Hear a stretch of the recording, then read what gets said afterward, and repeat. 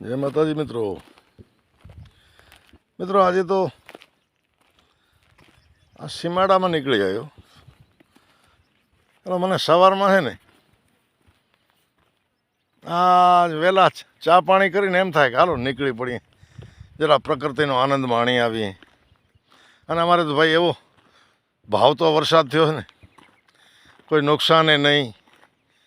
અને અત્યારે ઘાસ પાણી બહુ જબરદસ્ત.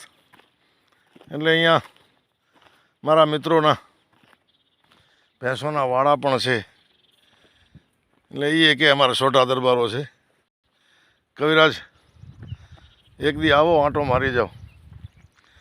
એટલે મેં કીધું માખણ બેચે હરી મિલે, એક પંથ દો કાજ. મિત્રો કામ તો એક બીજો હતો. આ તો મારા ગામનો સીમાડો છે.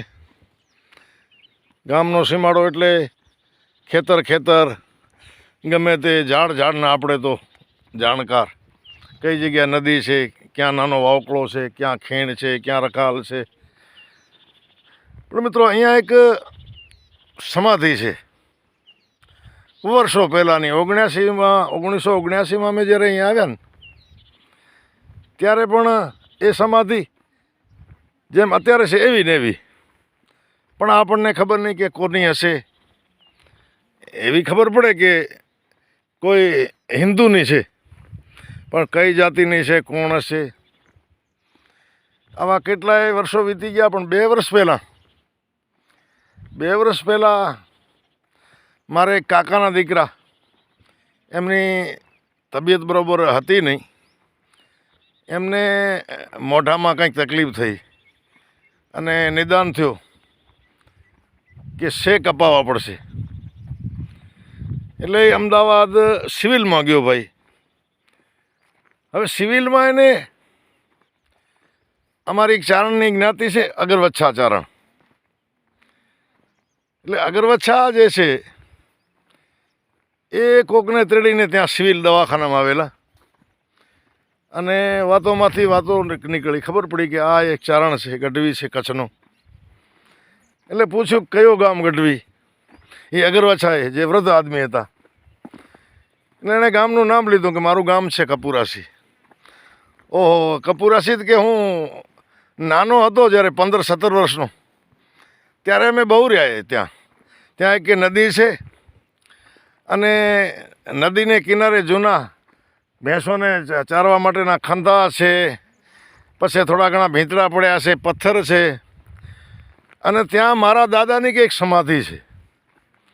એટલે સ્વાભાવિક છે, ભાઈએ પૂછ્યું સમાધિ એટલે કેવી રીતે. એટલે એ વૃદ્ધ કરો છો વાત કરે કે હું જ્યારે નાનો હતો અમારી ભેંસો લઈ અને અમે કચ્છ પ્રદેશમાં ગયેલા. અને એક નદી છે, નદીનું નામ કપુરાસી છે, બાજુમાં સમુદ્ર છે. અને મારા દાદા હિંગળાજ ગયેલા હતા.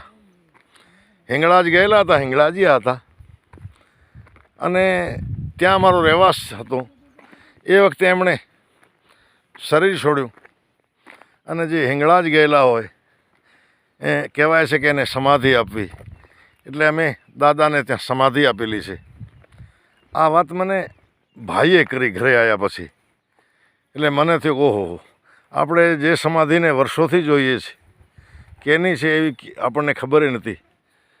અને આ દવાખાને ગયો એટલે આ ખબર પડી કે સમાધિ જે છે એ કોઈ ચારણની છે, હિંગળાજીયા ચારણની. તો આજે મને એમ થયું કે ચલો નવરા બેઠા છીએ તો એ પવિત્ર આત્મા, પવિત્ર વૃદ્ધ જે હિંગલાજના દર્શન કરીને આવેલા, હિંગરાજ પરસીને આવેલા, એમની સમાધિના દર્શન કરી આવું. તો મિત્રો નીકળ્યો છું સમાધિના દર્શન કરવા. પણ હવે એટલી બધી જાડી થઈ ગઈ છે ને, એટલે મને હજી મળી નથી. ભેંસોના ખંથા અને અમુક આ બધી નિશાનીઓ તો મળી કે આ જગ્યાએ ભેંસો બાંધતા હશે, રહેતા હશે. પણ હજી સમાધિ મળી નથી. જો હું મળી જાય તો આપને પણ એ સમાધિના દર્શન કરાવશું, એ પુણ્યશાળીની સમાધિ. બાકી ફરું છું. હવે અમુક પાળિયા ને એવા દેખાય છે, નાના પથ્થરો છે કે અમુક બધું જોવાય છે. પણ હજી હું જે ગોતવા આવ્યો છું એ નથી મળતું. તો હું પ્રયત્ન કરું, કદાચ મળી જાય તો.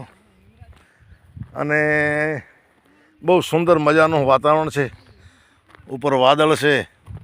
વરસાદ તો વરસીને અઠવાડિયું થયું બંધ થઈ ગયો છે. પહેલાં પણ ઘાસ પાણી ઠીક ઠીક હતા ને ઉપર ભાઈ આ જરૂર પૂરતો વરસાદ વરસ્યો. બહુ આનંદ થઈ ગયો. એટલે હવે આ અમારે સોઢા સાહેબનો વાડો ભેંસોનો આવી ગયો છે. તો એ પણ આગ્રહ ક્યારના કરે છે, કવિરાજ આવો ચા પાણી કરીએ. એટલે હવે આપણે પણ વાડાને નજીક થઈએ અને તમને ભેંસો પણ બતાવું. એ મારા મિત્રની. એટલે અમારે સોઢા સાહેબની આ બધી ભેંસો છે, તમે જોતા હશો. ભાઈ આ તો બાપુ છે. રીજે તો રાજ દઈ દે, રીજે તો એકાદી ભેંસે દઈ દે, અને ખીજવાડ્યા ખોટા આ તો બાપા સિંહોના ભારા છે. તો હાલો એમની ચાયની મિજબાની માણીએ. આ બાજુ જો ભેંસો દોરા હરી બાપુ મંડ્યા પડ્યા છે. પણ ભાગશાળીઓની ભાઈ ભેંસો એવી હોય ને. અમારા ગામનો વાસ્તુ છે ને દરબારોને બહુ ફળ્યો. અહીંયા આવેલો દરબાર કોઈ દુઃખી જ નથી થયો મિત્રો. તો ચાલો હવે ખાટલે બેસીને ચા પીએ. જય માતાજી.